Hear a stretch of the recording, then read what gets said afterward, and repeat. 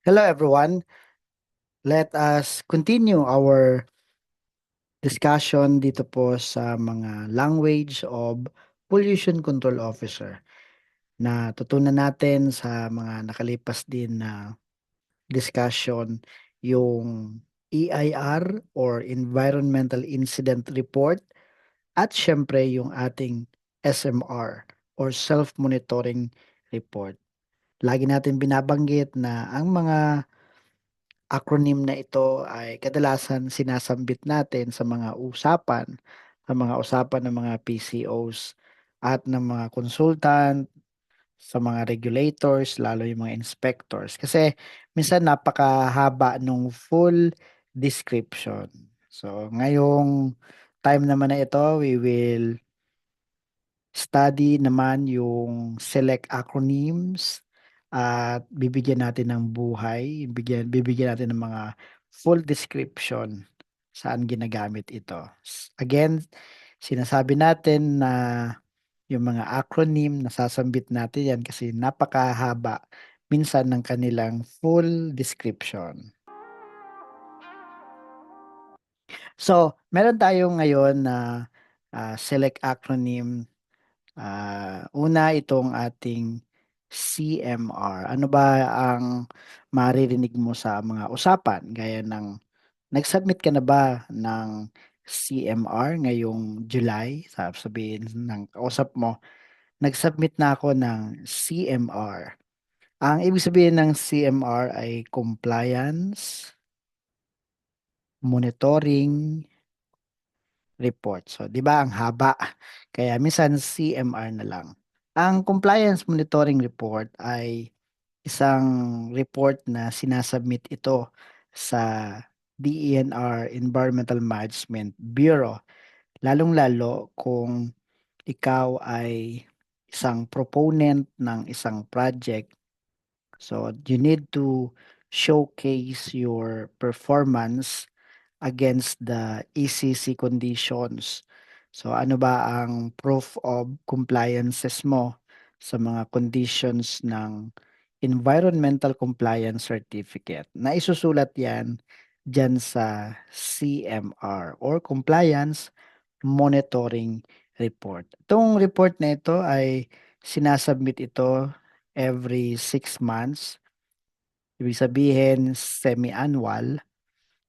At kung ang reporting natin ay titingnan yung schedule, ito ay by semester. So, ang first semester monitoring period, nagsisimula po ito ng January hanggang June. At magsasubmit ka ng CMR ng hindi lalagpas ng July 15 sa DNR EMB. Ang sunod naman ay ang second semester at ito naman ang monitoring period ng July hanggang December at magsasubmit ka naman ng January 15 na sumunod na taon. So yan ang CMR, Compliance Monitoring Report. Meron din tayong maririnig lalong-lalo sa mga usapan ng mga regulator with the Multi-Partite Monitoring Team or MMT na tinatawag nilang CMVR. Ano ba itong CMVR? This stands for Compliance, Monitoring, and Validation Report. So, ang CMVR ay piniprepare po ito ng MMT or Partite Monitoring Team. At ang Multi-Partite Monitoring Team or MMT, sila yung parang check and balance. So, kung ang isang proponent may itinatalagang PCO na siya yung nagmo-monitor ng compliances ng project sa condition ng ECC. Ang multi-partite monitoring team naman, no? MMT, multi-partite monitoring team naman, ang siya namang nagmo-monitor sa project kung nagko-comply ito sa mga requirements ng DENR, sa requirements ng kanilang ECC. So, makikita nila na kung ano yung tunay na compliances ng project at isinusulat ito sa Compliance Monitoring Validation Report. So, ang nagpi-prepare ng CMVR ay ang MMT. Bakit sasubmit ang MMT ng CMVR?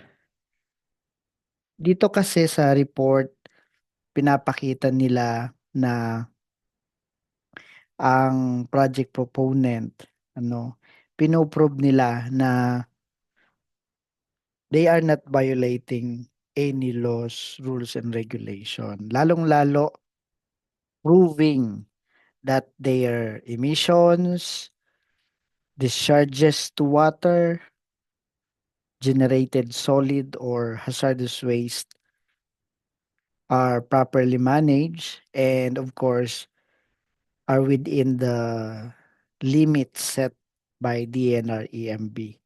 So halimbawa sa Dow 2016-08 at saka doon sa National Emission Standard for Source Specific Air Pollutants, yung ating mga ambient air quality standard. So yun, makikita yan dyan sa report.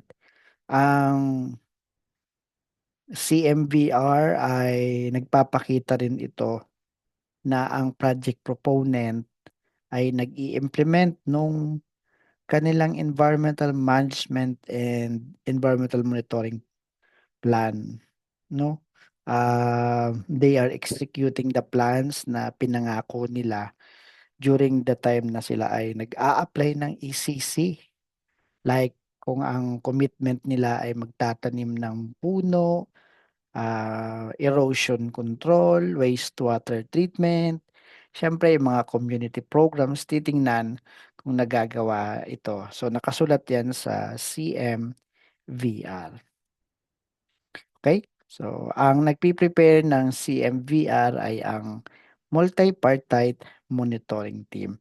Ang totoo, ang DNR-EMB, ang national agency tasked with protecting the environment. Pero they cannot physically monitor every single project all the time. Kaya naman ang compliance monitoring and validation report ay isang critical tool for them, no? For them to verify compliance. Siyempre, nire-review nila yung data dyan sa report. They can identify in the report any violation. So if the report by the MMT dito sa CMVR, even sa CMR, Compliance Monitoring Report, if the report shows that the company is exceeding pollution limits or not implementing its commitment, the environmental management plan, the environmental monitoring plan, pwede nilang ma-flag yan as violation. And they can take or enforce action, no? Based doon sa findings na nakasulat na rin sa CMVR. In fact, EMB can issue notice of violation. They can impose fines and penalties, suspend or even cancel our ECC and pursue legal action. So napakalaga ng report na yan. CMR, CMVR, okay? And then meron tayong CRS naman. Ano pa? So CRS stands for Company Registration System. At yung isa, OPMS, ay Online Permitting and Monitoring system at yung isa pa, hazardous waste management system. So ang company registration system, platform din nga po ito. Sistema ito ng DNR na ini-implement na lahat po ng kumpanya ay kailangan na nagre-rehistro dito sa company registration system. Siyempre, for DNR EMB to track ang environmental compliance ng mga project proponents sa requirements ng DNR and of course sa requirements ng environmental laws. So ang company registration system, nag-create tayo dyan ng account para i-register ang ating company profile. Tapos once na ma-approve ang registration ng company profile sa system, magbibigay ito ng Company Registration System ID number. Dati ang tawag Company Reference ID number. So, parehas lang yan. At kapag ikaw ay approved na sa system ng DNR na ito, you can now utilize other online platforms na meron ang DNR. Gaya ng Online Permitting and Monitoring System or OPMS, gaya ng Hazardous Waste Management System or HWMS. Ang online permitting and monitoring system, ang haba, ano po, kaya minsan ang acronym na naman ginagamit sa ating mga usapan ay OPMS. Like, nag-apply ka na ba ng permit sa OPMS? Anong permit ang in-apply mo sa OPMS? Kadalasan, nag-apply tayo dito sa OPMS ng discharge permit. Yan, nag-apply tayo ng PTO, etc. And dito naman sa Hazardous Waste Management System, ang haba din, pero ito na rin lang ay HWMS. Dito sa system naman na to, another online platform ng DNR, dito tayo nag-register as waste generator. Yung iba, nagre-register dito as transporter ng hazardous waste. Yan. Siyempre, yung iba ay TSD.